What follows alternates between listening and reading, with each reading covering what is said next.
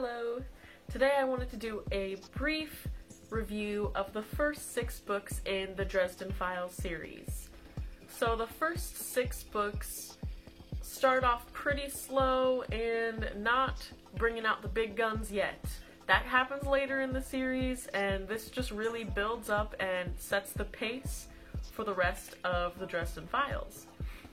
I'm going to try to keep these as spoiler-free as I can, but there will be some that I just won't be able to leave out. So as I've said, usually a lot of people start the Dresden Files and read the first 3 books and think that's what the series is all about. Actually, the first 3 is really just setting the whole scene for the rest of the series. Stormfront, Full Moon, and Grave Peril all have their own waves within the books, but you don't really understand the bigger picture of the series yet. You could stop after these 3 and not even know that anything else was coming.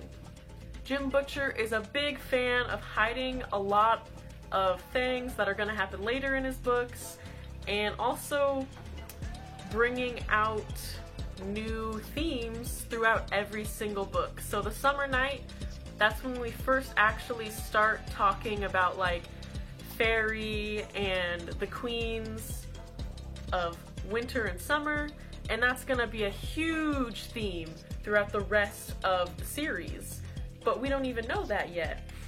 And then Blood Rights, there's a lot about the vampires, and of course that's gonna have a huge tie into there because Thomas, and Thomas means a lot to Harry, and Thomas plays a huge role in a lot of the books, and Harry's development, his own development, and how powerful Harry can become with Thomas's help. Also, in these first 6 books, we get to know some iconic characters that are later laid to rest within the next books.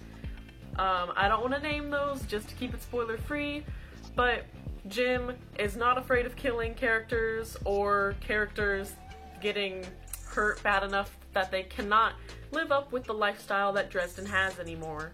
Starts off in the first 3 is Harry's actually a pretty weak wizard. He honestly has nothing to do with the White Council. He hates them, and they don't really recognize him except for some kid that once like fell off the edge and didn't do too well and make good choices. And later in the series, he really grows and becomes something much more than anyone could ever expect.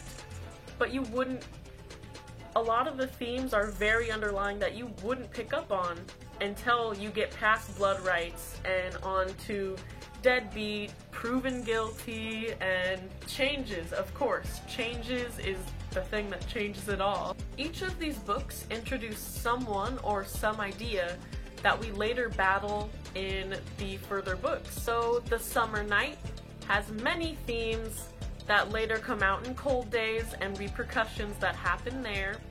We also get to learn about his fairy godmother that definitely plays a big part in Changes and many of the other books. In Death Masks, we see the Red Court of Vampires and what they do to Harry and what Harry does to them all explodes in Changes.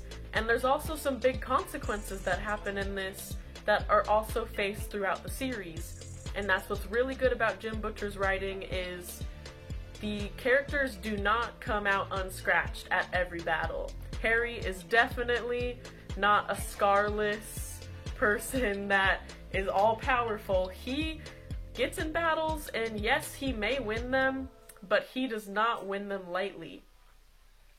So in Death Masks, we see the Red Court. Even in Grave Peril, there's a lot of ghost stuff, which we see later in Ghost Story, which seems kind of obvious. And Blood Rights. Of course, I talked about Thomas and the White Court vampires. There's a lot that we find out here. I've heard quite a few people say that they don't enjoy Blood Rights as much. I can agree part way. I think it's got some good relationship development, and we finally get to see a little bit more about Harry's mother and the background with her, which is enjoyable.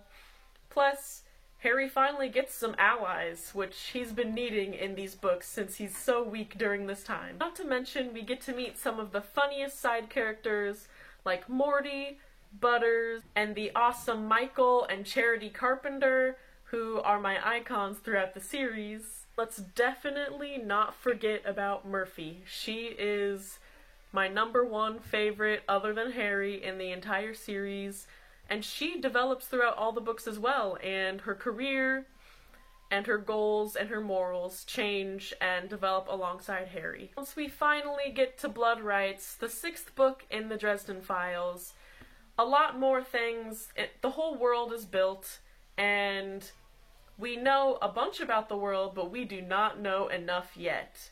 After this, I feel like the series really takes off, and we finally get to dive deep into Dresden's mind and everyone else and the deeper, darker powers within the world.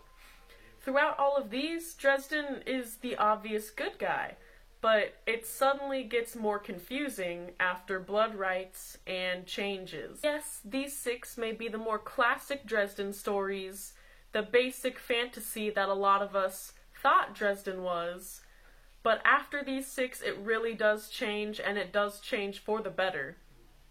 I personally enjoy looking back on Blood Rights and Summer Night and Full Moon. Those were all really good of the first 6, but after this, it's all my favorites of the series. There's so many good things that are going to happen, so many terrible things that we need to unpack, and I just think that Jim really started off the series well and gave us a slow burn that slowly turned into an explosion that we like to call the Dresden Files.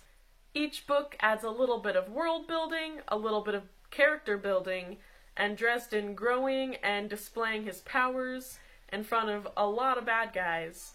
And I think the first 6 of the Dresden Files are maybe not my favorite, but they are an important piece to the series and an important start to the Dresden Files.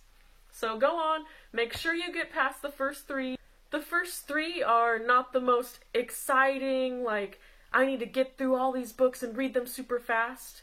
But after you get to Turncoat, you just crank through the books. Like, there's nothing you can do to stop yourself because you just need to know where these consequences lead and what happens. And these were really introducing the consequences, well, the conflicts. And later, we're going to see the consequences of every action that Harry has really made. And I just love how well that the series is written, and I really hope you enjoy the Dresden Files. Well, that was my quick, spoiler-free review of the first 6 books in the Dresden Files. I hope you enjoy, and tell me what you thought of them. Do you agree, disagree, and also leave in the comments some books you would like me to review. See ya!